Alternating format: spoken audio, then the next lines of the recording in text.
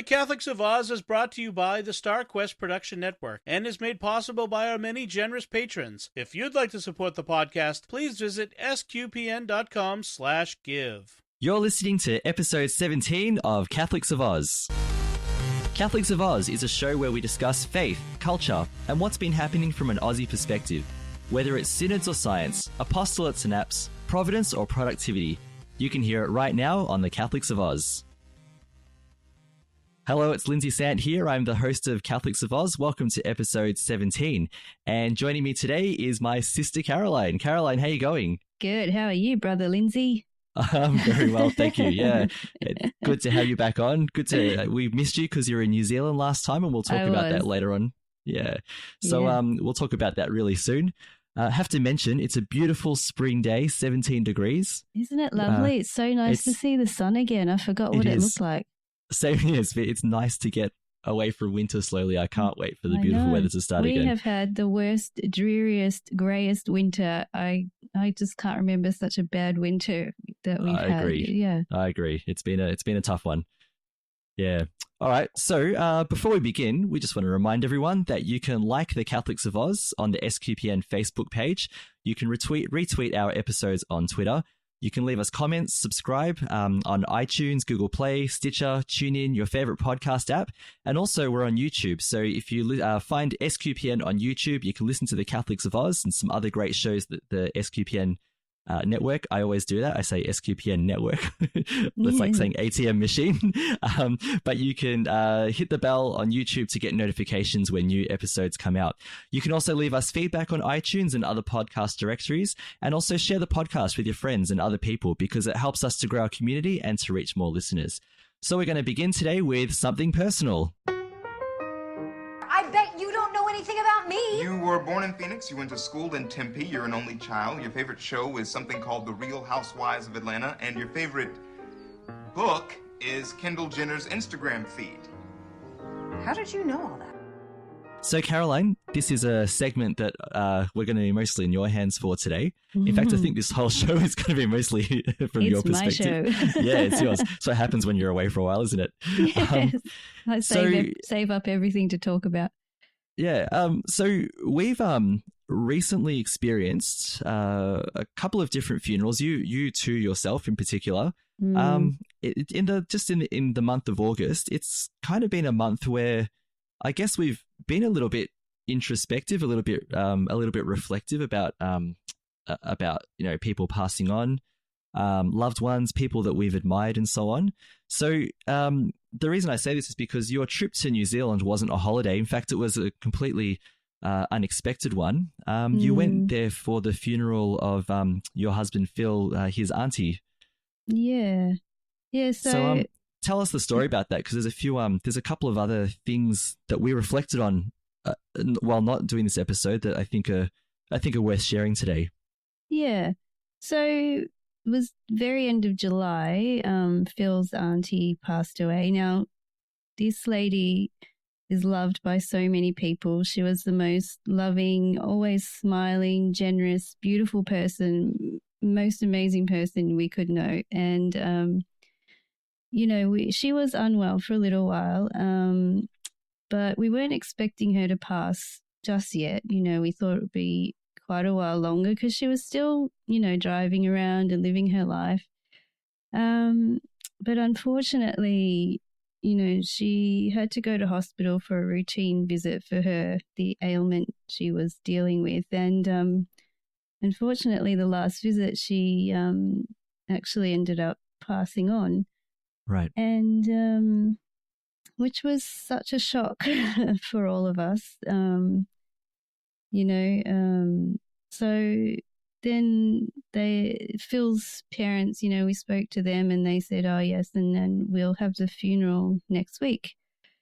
And so Phil was originally going to go by himself, but I love this auntie as well, and so do my kids, and she loved us as well. So I thought, why don't we just all go? We got all our Qantas points together and scrounged out what we could, and an unexpected flight, so we managed to get it all together, and we flew off to New Zealand, and Yeah. We Now, were can I just quickly? yeah, She had a role at your wedding in 2008 as well, didn't she? She did, yeah. So yeah, for our wedding, we tried to get everybody, well, people from both sides of our families to participate, and she actually did. Was the first or second reading, during Mass. Yeah. So yeah, and we went off to New Zealand, and yeah, we spent time with the family, and it was quite interesting. She had an Anglican funeral, which was, obviously I'm Catholic and I don't attend Anglican funerals, but it was quite, it was quite educational. I enjoyed it. It was quite beautiful. We went to, a service a couple of nights before the actual funeral, because Phil's parents are actually in the choir and they like to sing, and they have a Sunday evening like prayer service. So we went there, and just I guess there's quite a few things to reflect on during this. Just trying to get them in order.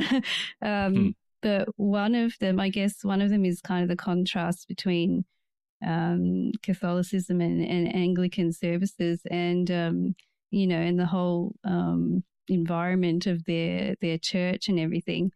And the church it's quite minimalist. It's old, but it's a bit minimal. Like in the Catholic Church, we have icons and statues and everything around. We have Jesus on the crucifix, on the cross. But as Harry pointed out quite loudly at a very quiet moment during the service, he just pointed up and went, "There's no Jesus in here." Oh, whoops. Because he's used to going to church and seeing all these things. And I said, "Harry, no, it's okay. It's still a cross. It's still a cross." I'm like, I don't know what to say. What do I say to that? Especially when it comes from out of left field like that too. Exactly. It caught me off guard, and the kids are used to sitting there quietly during Mass, but, they had a kids' corner in the back and they were actually allowed to go and play. And right. I was sitting there quite nervous going, I don't know if they should be sitting next to me. But anyway, and the pastor was lovely. He knows Josie, Phil's auntie and Phil's parents quite well. And during that prayer service, he offered up some prayers, which were really beautiful prayers, And then we had the Anglican service, the actual funeral a few days later, which, the actual proceedings kind of felt, well, the prayers were very similar, I have to say. They've like the confession of sin, what's that, that we say at the beginning of Mass, and then the prayers, the readings, they say the Magnificat, which is which struck me as a little surprising because those are the words of Our Lady, Mary, but I don't know if they venerate Mary as much as we do. And just, it went on like that. There was no communion, but, then it proceeded on with usual funeral readings and prayers and things. Hi, Harry. Yes, you can have screen time. Sorry about that. Is he coming to tell you there's no Jesus on the cross? Yes, he's coming in to just remind me. Yeah. Yeah. Anyway, it was quite beautiful. That's to prove to everyone that there is an actual Harry. We're just that's making Harry that up. popping in. There's your proof. Yeah. He likes to pop in at the most inconvenient times. Yeah, he's good at that. Yeah. He's good at that. Yeah. Anyway, so as part of this too, a side note, my sister-in-law was asked to read one of the readings, and she is not practicing. She doesn't practice any faith, even though, her parents are, my husband's parents. What am I trying to say? She's my husband's sister. So your sister-in-law. Yeah. So they're in the same family is what I'm trying to say. They were kind of raised in a Christian family, but she doesn't practice and doesn't really understand a lot of aspects of the Christian faith. So I think it wasn't really a part of her life. But what happened is she was asked to read 1 Corinthians chapter 13. So, the love is kind, love is patient, love is kind, that one. And she didn't fully understand it.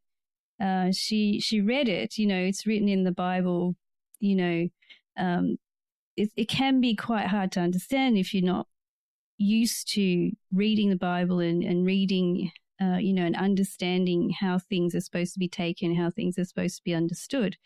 So what she did, she sent me a message and Caroline, can you help me understand what this means? Is there a translation? Is there something that I can refer to? And I was like, oh my goodness, where do I start? And then Lindsay actually contacted you because, you've studied theology. And you contacted me. Sorry, I contacted you. Sorry. Yeah, I contacted you. And it's been a couple of podcasts. Yes, it's been a bit rusty. And you actually gave me two really good resources. So, and I read through them too. It actually really helped me understand the passage a bit more. And then I passed them on to her.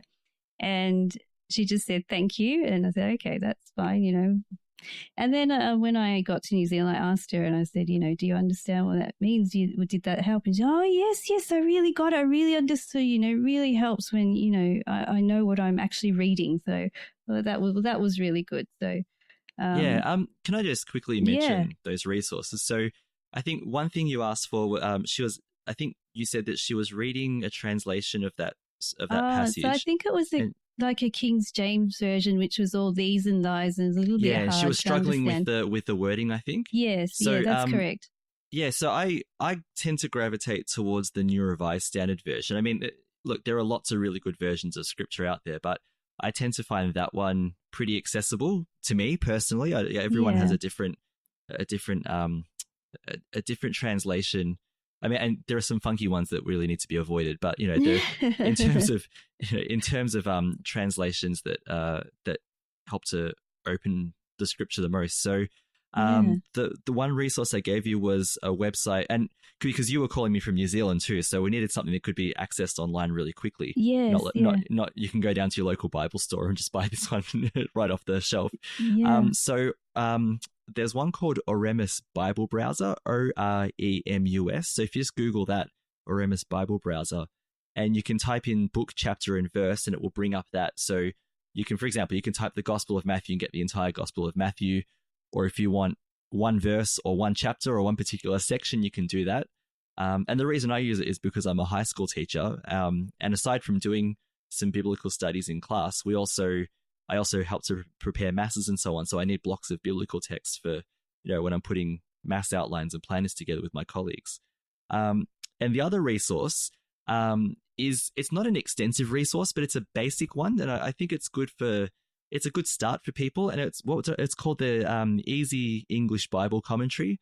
And you can just Google that. And basically, it doesn't go into a lot of depth, but it just gives a basic understanding of what particular sections of the Bible are. So you can look up Easy English Bible Commentary. You can find the book, again, chapter, verse, all that. You just find that section that you're looking for, and it will give some explanation. It's not perfect. Some explanations are better than others, but in terms of something that's easy as a first step, especially for me, like in a school context, but also, like you said, adults who don't know much about Scripture. And especially, for your sister-in-law who doesn't understand it and wants to know what it means before she reads it, which is wonderful, I think. At least as a basic introduction to what the verse is about, apart from then unpacking it with a person, with another Catholic, which helps even more, at least having something, a resource to read.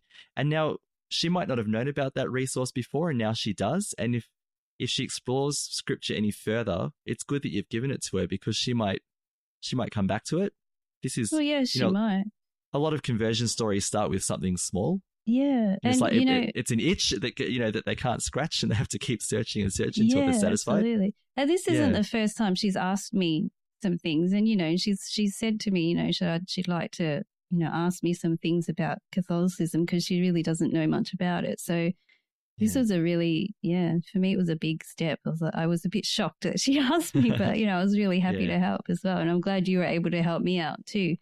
But my what pleasure. I liked this about... is becoming a Faith Beyond Borders topic. Yeah, keep going. Yeah, it is. Yeah, but what I loved about that last resource that you're saying, the Easy English Bible, it really just spelt it out so simply, like in simple language, that it's so easy to understand, So I really liked that one. I think that's great. Yeah, like you said, it's really great for people who maybe have not had any interaction with the Bible, or just don't really know how to read it, So I'm glad you pointed that one out to me.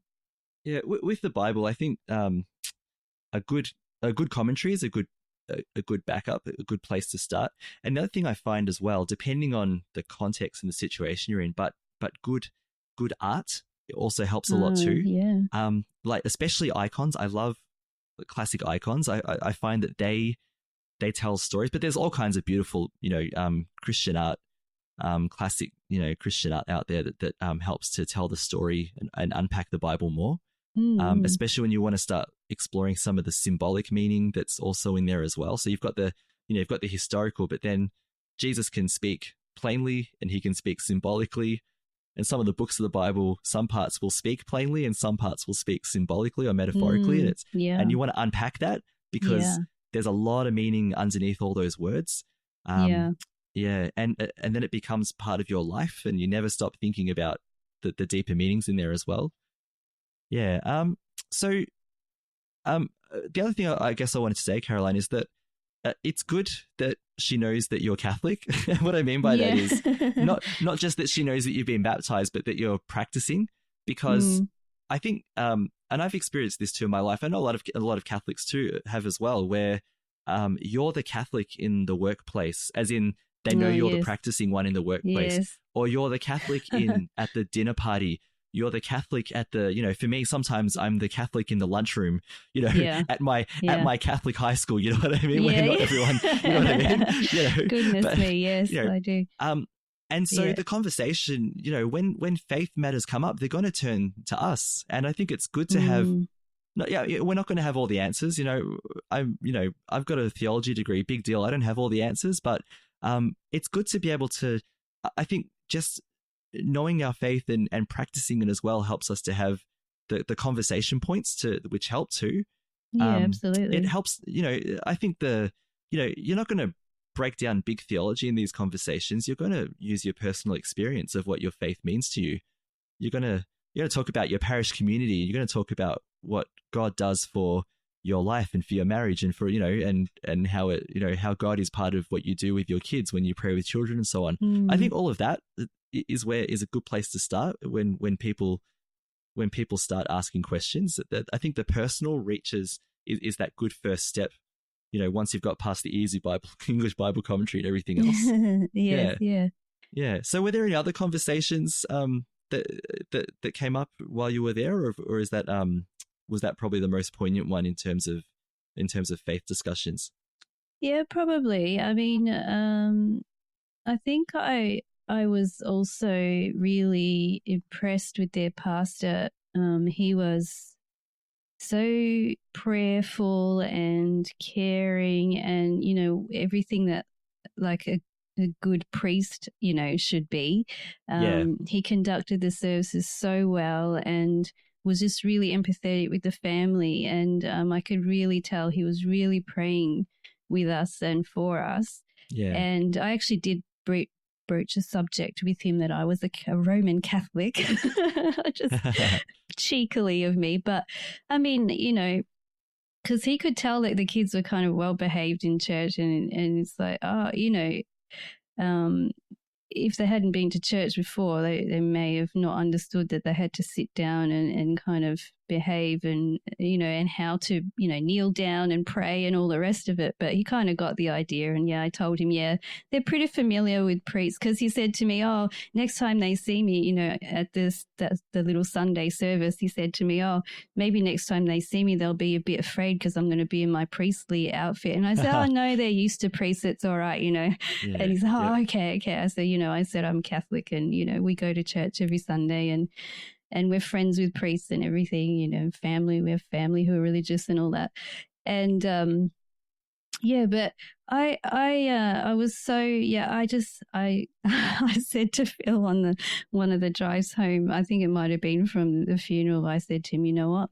I'm going to pray that he becomes a Catholic priest because he just has everything for it. He'd just be perfect. And, although he would be taken away from his community there, which would be sad, but, he can bring them all along. He can bring them all along. Stories like that have happened before, yeah. My parents-in-law, I have to say, are just a few steps away from being Catholic if they wanted to be. They're such good people and devoted people. These are high Anglicans, aren't they? As in the more yes, traditional. They look quite Catholic. Yes, yeah. So it's just like King Henry, one step away from, he just basically said, I'm not aligned with the Pope, basically. So everything else is very, very similar. Jared and I talked about the Anglican Ordinariate a couple of episodes ago. We might say more about it later, but he's got that option. I mean, that's right. I mean, he always does have that option. But I just to me it was really heartwarming. It's just so nice to be, to see that kind of community and be part of that community for a little while. Even though I'm not an Anglican, but I got to experience it, and I just found it so. I was just so impressed. It was so nice to be there as well with them. I'm not going to change, don't worry, because I love being Catholic. But pray for these people because they're not too far away, and they're very good people as well, and they love God. And it's nice to meet other people who love God so much, because in my everyday life, apart from my family and, some friends who are Catholic, I don't really get to hang out with many Catholics. So, sure. So to be with other religious people is just, it's refreshing, I have to say. Yeah. And there's something authentic about being welcomed by other brothers and sisters in Christ, even if they're not, even if they don't worship or believe exactly the same things that we do. If they're welcoming, there's probably an authenticity about them. If they're welcoming without agenda. And I think that's quite beautiful as well. Yeah. Well, I felt that for sure. Yeah. Yeah. So let's keep going with this topic, because you and I also attended another funeral. The same week. This the month, isn't it? But that was a very hard and it was all in the week, same week, wasn't it? Yeah. So this was a little bit different because this was our grandmother, or our nana, as we say. That's Maltese way of saying grandmother. And she passed away. It was during that same week, wasn't it? Yeah, I think it was the Monday night. It was like something like the 3rd of August. Yeah. And we couldn't, there's no way we could afford to throw some funds together quickly and fly to Malta. That's a whole other story altogether. But we were fortunate in this situation because so the background is basically that our family, so our aunties, uncles, cousins, so on, the majority of them are all in Malta, except for our auntie Miriam, who is a nun who's in Sydney, in Port Kembla, a bit north from us. And so we've got this Facebook Messenger group where we talk about all kinds of things, but they were updating us on her health for months and months and months. And it was good of them because they were preparing everyone for what will eventually happen. But, they would take photos when they're visiting her. They would say, look, she's having a good day today, not so good, things like that. But one thing that was great was that while they were organizing the funeral, I think it was our Uncle Patrick, he shared a link and this link was to the church where the funeral was going to be, which was her Nana's local parish church before she was. Do you know what do you know what else happened in that church, Lindsay? I don't know if Mum I told do, you. but why don't you tell us? Yeah, I do, but go on, tell. You go. Yeah. Tell. So Mum and Dad were married in that church. That's right. As well. Yes. Yeah. Yeah, so there was a lot of beautiful things for us in that. But the church has a 24-hour live stream all the time going on. So you can log in anytime, and like the one time I logged in and, the cleaners were, cleaning the church and whatever, and, shouting in Maltese or whatever. But I've got to have a look. Yeah, it's great. If you ever want a bit of Maltese nostalgia, you just got to hop onto that, really. But the thing is, the funeral was live streamed. And so we were able, so I was watching from Australia, you watched from New Zealand, I'm pretty sure. Yes, I watched from New Zealand. Our auntie was watching from Sydney, her daughter. Sorry. Yep. No, go on. I didn't mean to interrupt, but I was watching it. So the whole family decided to gather on that Friday night as well. And so I was watching the funeral as well. And do you know how supportive they all were? They were so lovely. And, obviously I was having moments of tears. I was trying not to cry, but there were just things, obviously you cry. Yes. And, I was just getting hugs and, oh, my goodness, they were so lovely. And Phil's dad was poking his nose in and watching a bit with me, and then his mum would come and watch with me, and, yeah, they were so lovely. But, yeah, continue. Yeah, no, but that's pretty much what I wanted to mention was that it made it easier for me, and I'm sure it would be the same for you as well, that we were able to watch the funeral. So I just plugged a laptop into my TV in the lounge room. And I sat there and watched it, and I, joined in the prayers when I could. What is that? At the very end, when they took her coffin, when they carried her coffin out. Yeah. Oh my gosh. I got the boys, and same here. It was quite emotional, but I got my family. We just all lined up in front of the TV and stood in honor of her and everything. So that's so nice. And our cousin sang the last hymn as she was being walked out. Yeah. Yes, that's right. Yeah. And it was nice. I could hear one of our cousins, he read out one of the prayers of the faithful that we had written as well. Yeah. He read it in English, which was a beautiful thing too. So I guess what I'm trying to say is, apart from every Catholic church should live stream from now on, that we couldn't be there, but we could still be connected. And I think that was really powerful. When her husband, our nunno, our grandfather, died years earlier, we didn't have that opportunity. No. We didn't. And so the funeral was on at about the same time that I finished work one afternoon. Mm-hmm. So all I could do is my school has a chapel, so I went to the chapel and I lit a candle and put it on the altar and with one of his photos, and I sat there and prayed for a while.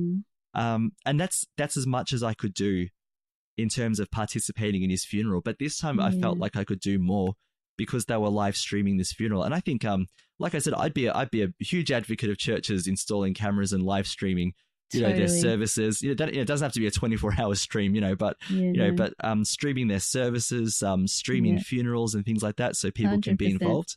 It was so good. Yeah. It was so just good like, to be able to be connected. Yeah. Yeah, just like we can be involved in the Pope's Stations of the Cross and papal masses at Easter and Christmas and things like that as well. I think it's quite beautiful that the technology exists, and that this time around we could be at Nunna's funeral, at least in a digital way, and we could pray with our family who, we could see all of our family, all of our cousins, again, aunties, uncles, the whole lot, all gathered together. It was so beautiful. It really was. And I have to say, with the messenger, like you said, because when the funeral finished, I actually sent Sam, our cousin, a little message to say thank you for reading out for us. Yeah. And then he was sending me a couple of photos from the graveyard. So, like, is that what you call it? Yes. So antiquated graveyard. Anyway. Yeah.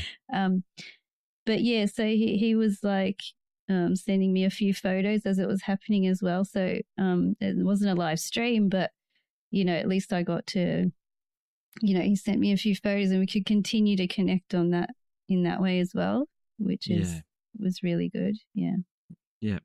I think it's, so I don't use these times as times for evangelization, neither do you, in terms of the New Zealand story that you just told, but I think just in and of themselves, they become that, because it seems like, and I'll use another story in a moment as an example, but it seems like death and the time around dying, when someone is dying, when they have died, and the, the days that follow and until the funeral and so on, it seems like people turn their thoughts to bigger things. Like they can't avoid it.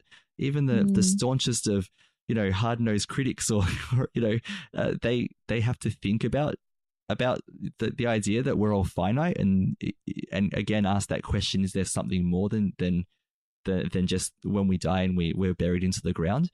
I was thinking of our Uncle Len on on our mum's side. Hang on, no, that's dad's sorry, uncle. on dad's side. Yeah, sorry. Actually, our Nanna's brother. Yeah, sorry, it's his brother. Yeah, so he died. Yeah, he died years ago as well. But it wasn't too long ago. Only a few years ago. Yeah. I went to visit him with our dad to the hospital. And at this stage, he was in a hospital bed, not conscious, on his way out. So those people would know what I'm talking about if they've been there with someone who's, on their way out. And our previous parish priest, so we say old Father Michael and new Father Michael. So our previous Father Michael, I think Dad had called him to come and do. I had gone a day before you, and I could see something was happening, and I think I told Mum, and I said, get Father Michael. Yeah. And I think So he came to give the anointing of the sick that night. So I'll describe the scene. We were there, and his, some of his sons, and some of the others, their spouses and so on were there. And they were like joking and laughing.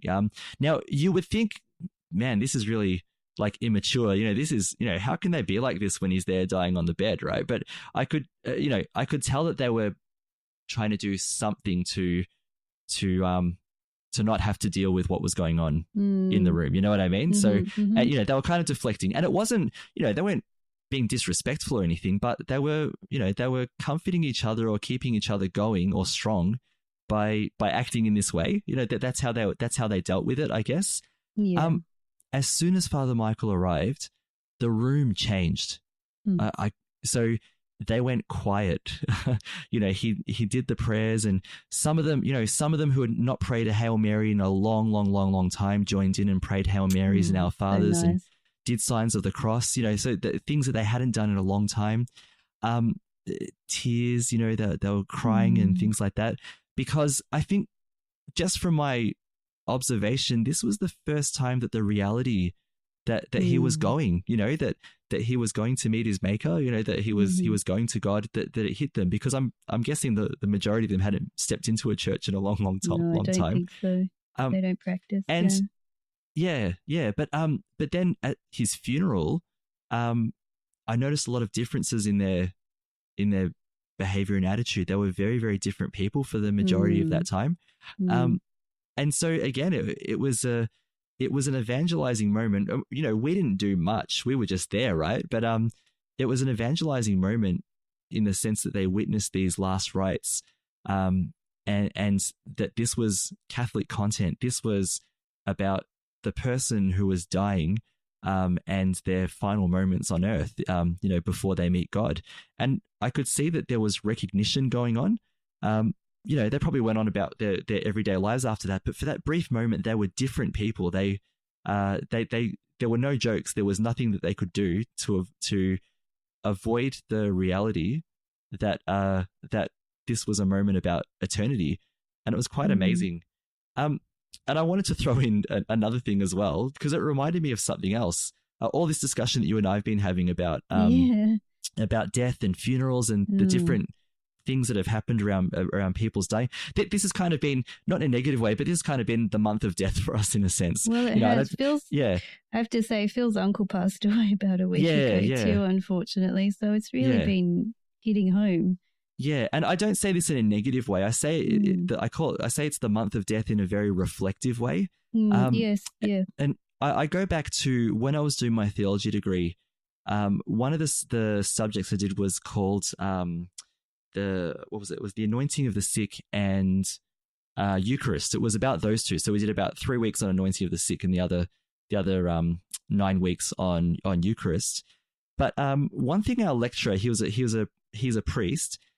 He brought in a clip from Brideshead Revisited, which is a It's a novel about the author says it's about the operation of grace, and I can kind of see that in the way that the story works. But he showed us the scene where one of the main characters, whose name is Ryder, hasn't really got a connection to faith, and he's at the deathbed of I think it's either his girlfriend or his wife at the time, I forgot, a woman he's in a relationship with, at the deathbed of her father. So there's her, another woman, and him, and the two women are kneeling at the deathbed, and he's standing up behind them as the priest comes in to do the last rites. And he doesn't kneel because he's not really Christian, or has no connection to faith or anything. And then the priest starts, he starts saying prayers. He asks, this character's name is Marchmain, the one on the deathbed, who is, eyes closed and breathing heavily. You can tell he's going to die soon. And he says, now, are you sorry for your sins? If you're sorry for your sins, make a sign, do something. And he does nothing because he's weak and dying. But the priest continues saying prayers. He anoints him with oil. And during that time, Ryder's thoughts, what he's thinking at the time, comes up. And he says, and I knelt, he kneels down. And he says, and in that moment, I said a prayer for him that he was sorry for his sins before he met God. And he has this evangelizing moment. And what's really amazing in that scene is that Marchmain, one of his last acts, with no strength left, is to make the sign of the cross. So you watch his feeble hand, his arm goes up, but the hand is limp, and he raises his hand to his forehead and does the sign of the cross very slowly. And Ryder sees all this, and he has this change of heart. The rest of until Marchmain dies, Ryder waits outside, and he's trying to work out for the next couple of hours, what am I experiencing? What is this? And the story ends, I think, with him in a chapel, the chapel called Brideshead, and the Brideshead refers to Christ. Christ is the head of the church, or the bride of the church. So it's a powerful story. But this story and our lived experiences of this month have really, really, again, reminded me of the evangelizing power of death in a reflective and positive way, if that makes sense. So the idea that death brings us all together, it levels us. We're all the same level at the death of someone. So true. Yeah. And we're all open and vulnerable to the word of God at that time. So, when you're talking about Phil's sister wanting to know what the gospel that she was reading meant, that question was opened up, because of Phil's auntie's, death. You know what I mean? It opened that opportunity. Yeah. When I talk about Uncle Len, and his family realizing the gravity of what was going on, that this was a death and this was about eternity at the last rites. All these, death can be such a powerful example of how God operates in our lives and the power of grace. And so I think while there's a sadness about death, there's also a beauty about it as well. That we don't take it as a moment to evangelize, but in and of itself, it is an evangelical moment, I guess. So there's my reflection. Yeah. No, that's good, Lindsay. Yeah, no, I really like that reflection. It's very thoughtful and things that I didn't think about myself. Yeah. Yeah. Do you want to cap this off by because you can't get away from this story? So you talked about listening to Catholic Answers, and something else that struck you as well. Oh yeah. So last weekend. Okay, I'm still at the tail end of all these winter bugs. Okay, I think I complain about it every episode during winter. So I had a bit of a stomach upset I think it was Monday. And so I thought, let me put on a podcast. And I love to listen to Catholic Answers. And I listened to it, and happened to be one where Jimmy Akin was is on the show. And so him and I think it was Chris Check, he was hosting the show that episode, and he mentioned Jimmy Akin's article, Triumph and Tragedy, that he had written. It's on his website, jimmyakin.com. And I thought, this is about Jimmy's coming to Catholicism, his journey to Catholicism. And so I thought, you know what, I don't actually know the story. I know that he converted at some point, but I didn't know his actual full story. So I thought, let me just read it. I'd be interested. So I paused the podcast and I went to there and I had a read, and oh my goodness, it was so moving because it involved him and his wife who was quite unwell. She had, I think it was the ulcerative colitis, which turned into cancer and tumors being all over her body, which was so devastating.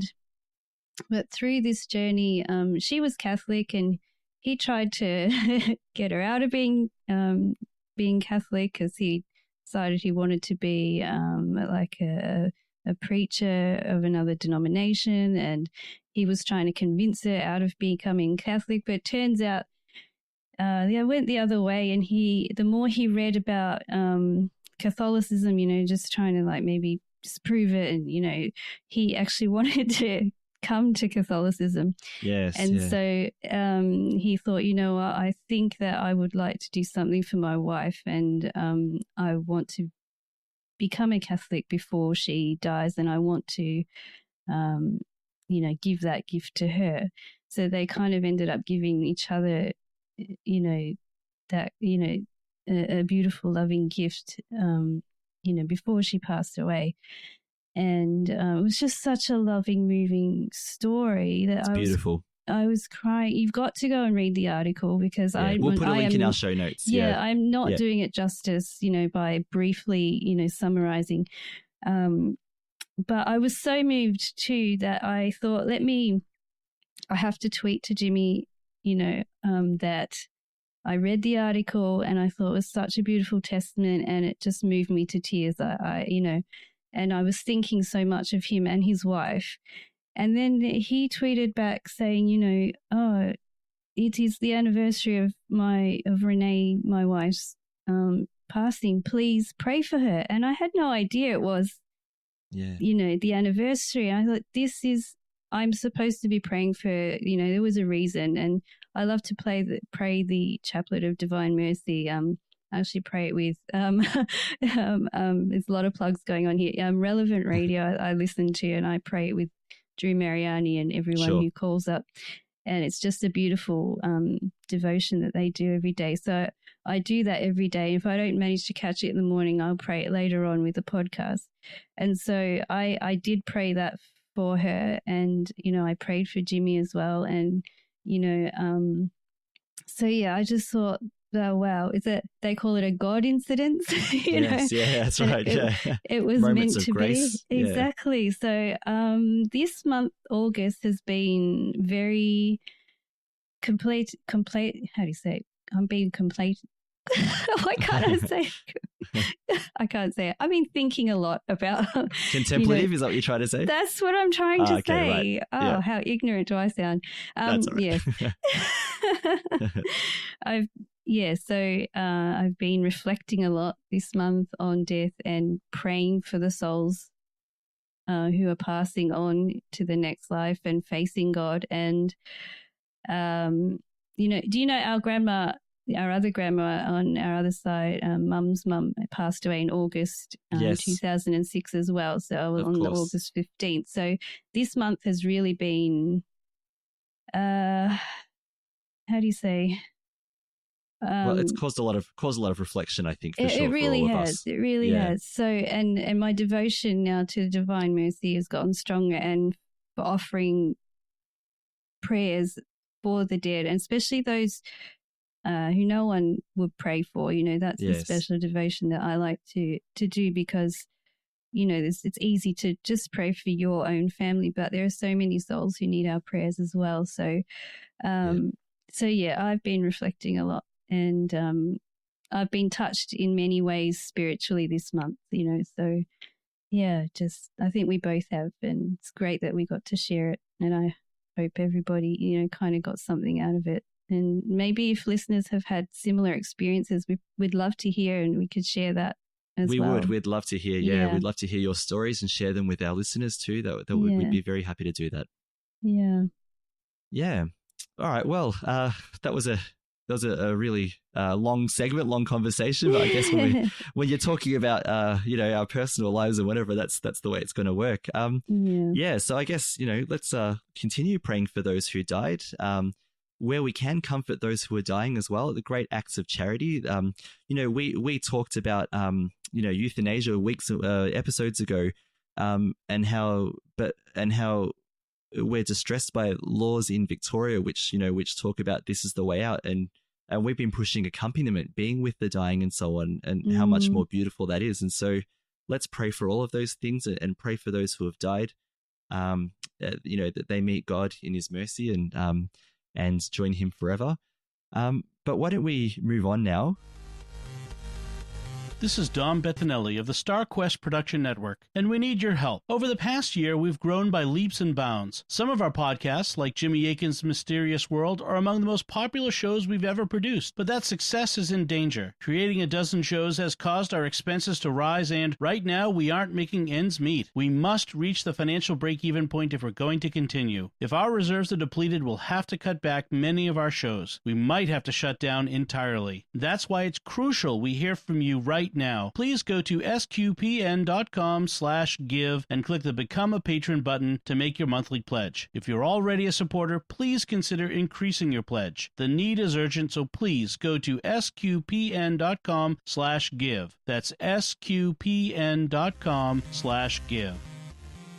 To something a bit lighter. So, Yes. Caroline, it's still going to be your podcast because we're going to move on to our science segment. So why don't we talk about science? What a fine day for science. You have any hobbies? I collect spores, molds, and fungus. Can you reverse the polarity? I'll do my best. Science, science, science, science, science. Science, science, science, science, science. Yeah, I like science. So, Caroline, you found a couple of interesting stories here. You are our resident space.com expert. I think you visit that website quite a lot. It is from space.com, both of these articles, yes. Yeah, so let's do the first one. And I approve of this first one. I know there are many who grew up, who were children in our era who grew up knowing that Pluto was a planet, and then that got ripped away from us. It's like losing your innocence in a way, really, where they ripped away this title of planet and then called it whatever it was they call it now. It's not worth remembering. But you said, you've read here and shared with us that the chief of NASA says Pluto should still be called a planet. So why don't you give us the rundown on that? Yeah, well, this was quite interesting. So, in 2006, the IAU, International Astronomical Union, declared that Pluto is no longer a planet. It is a dwarf planet. A lot of us Pluto devotees disagree, including Jim Bridenstine, the NASA administrator there. He has no qualms about saying in public either. So in at an event in Colorado, it was a robotics event, August 23.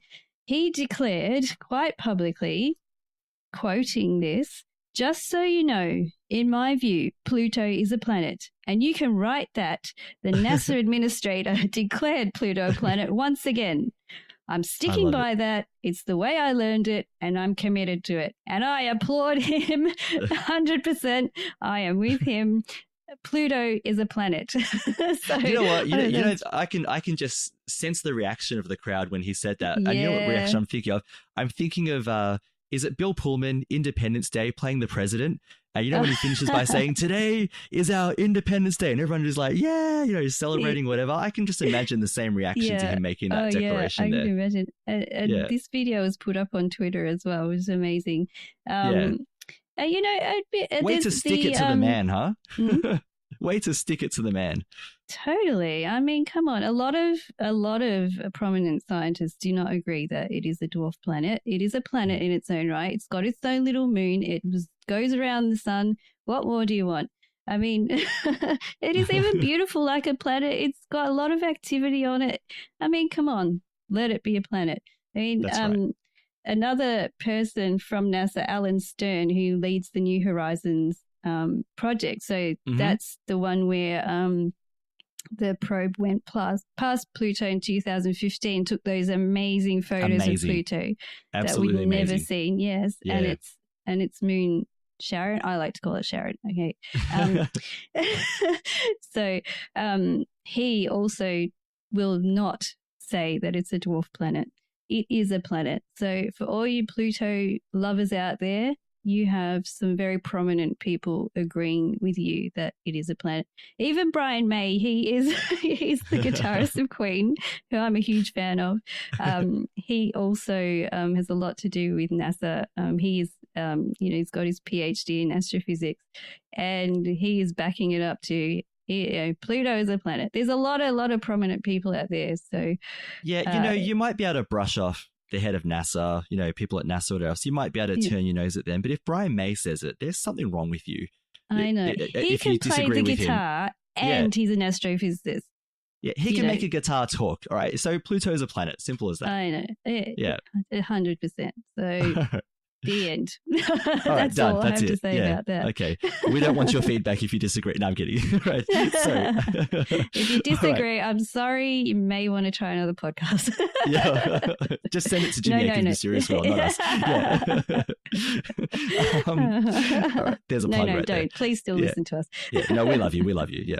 I'm sure anyone who listens to us agrees that Pluto is a planet anyway. So yeah. All right. So let's move a bit closer to Earth. In fact, onto Earth. You had another one here about scientists testing a spacesuit that could be used in Mars, and they tested it by climbing a glacier in Iceland. Yeah. So some researchers led by the Iceland Space Agency. Now, to be honest, I have to admit, I did not know Iceland had a space agency. So I'm actually going to go and look this up and see what they do. But, I know a lot of countries have space agencies, and Iceland quite one that I've not heard of before. So, and a little plug for Australia. Our space agency is very, very slowly emerging as well. Should mention that. Very slowly. Very slowly. But it's coming. It's coming. Getting there. More funding, government. But anyway. Yeah. So where was I? Oh yeah. So these researchers were testing out a spacesuit. It was designed by a man called Michael Lai. He's the NASA coordinator at the Rhode Island School of Design. So what they were doing basically is they came up with an idea of a spacesuit. Yep. And the idea is kind of like to test out the design. And they put the spacesuit on, and they went into some areas of Iceland. So excuse my Icelandish pronunciation here, but they went to the Grímsvötn volcano and the Vatnajökull ice cap. And so the idea is that these were kind of, quite rugged, types of terrain, and probably similar. They think they could be quite similar to the surface of Mars and what people might encounter on Mars.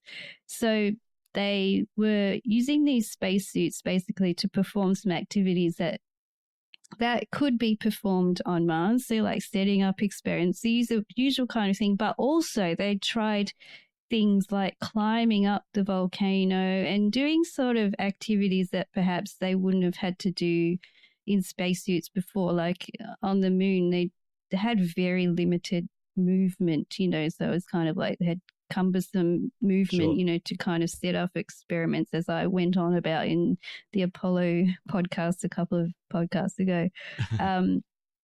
But yeah, so the idea is that maybe that it's assumed because, if we do get to Mars at some point, there's not going to be a lot of help out there. It's quite a long way off, and they're going to have to kind of fend for themselves, whoever gets there quite a bit. So they have to have a lot of movement. And so they can just watch The Martian. I mean, Mark Watney That demonstrate documentary, to. That documentary about the guy that got stuck on Mars. Yeah, that's right. He's like grew potatoes in the ground, had beautiful, and he drove a nuclear. It was a buggy with a nuclear thing next to him to keep him warm and all the rest. Yeah. Yeah. And then he managed to get back to Earth by some amazing maneuvers. That's with Iron Man. He Iron Manned his spacesuit and he managed to. He did. That's such a good movie. Anyway. I loved it. Yeah. Sorry, keep going. Yeah. I think maybe we have to do a Secrets of, Oh, yes. TV and movies. Yeah. Yeah, that's a good one. Okay. Yeah. Keep that on the list. Yep. Anyway, so they're basically testing out maybe how the spacesuit has to move, and maybe ideas for better fit of and sizes, and maybe they could ideas for maybe how they could make the suits adjustable. I mean, there was like an incident recently where there was supposed to be an all-female spacewalk on the ISS recently, but couldn't go ahead because there was only one female spacesuit.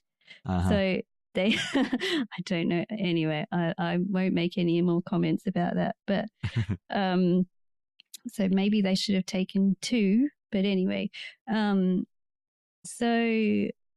I have to say, I saw a funny skit say, we can design, all these things, and we can send a dog into space, whatever they were saying anyway, but we can't make a female spacesuit. Anyway, that was funny. You had to see it. More research needed. Yeah, sure. Yeah, basically. So the point is they're trying to do some, some really good research into spacesuits in these sort of, abstract environments. And one of the comments was, how, what a really confronting kind of experience it was to be in an environment like that. And the researcher said he could actually really imagine that he was actually on Mars in this suit and performing these tasks. So, it was a realistic kind of experience. So, I thought that was a really interesting little article to read. Yeah, that's really amazing. All right, so I think we'll wrap it up there for today, Caroline. So before we go, we'd like to take a moment to thank our patrons who make it possible for us to create Catholics of Oz. Today, we'd like to thank Ted K, Bruce G, Kathleen H, Jerry G, and Kevin K. Through their generous donations at sqpn.com/give, they make it possible for the Catholics of Oz and all of the other shows on the StarQuest network to continue. You can join them by visiting sqpn.com/give. And I might add that recently in all of the streams of the SQPN shows, Don Bettinelli and Jimmy Akin have made an appeal for more people to join Patreon to support the network, and also maybe to increase their pledges if they can as well. And this is because basically SQPN has exploded its number of shows. I think the most recent one is Secrets of Disney, and it's a couple of people who work or have worked at Disney in the past, and they kind of give you the ins and outs, the things, the behind the scenes things that happen at Disneyland, to give people a better experience when they go there. So there are lots of great shows coming online. I'm sure there'll be more in the future down the track as well. But obviously making these shows costs money, and equipment and software and so on to do all this costs a lot of money as well. So if you can support the network, we'd be very, very, very grateful for that. Also, though, we'd like to know your thoughts about the topics that we discussed today. You can send us feedback by visiting sqpn.com/Oz, spelt OZ, where you can also find our show notes. You can also visit us at the SQPN Facebook page, facebook.com/StarQuest Media. But also, we have our own Facebook page for Catholics of Oz, so you can join us and join up with us there too. And that's facebook.com/Catholics of Oz. And you can join us and talk about our latest episodes and things that we discussed today. You can also reach us by email at catholicsofOz@sqpn.com. Caroline, thank you so much for being on the show today. Thank you. It was fun. And once again, I'm Lindsay Sant. Thank you for listening to the Catholics of Oz on StarQuest.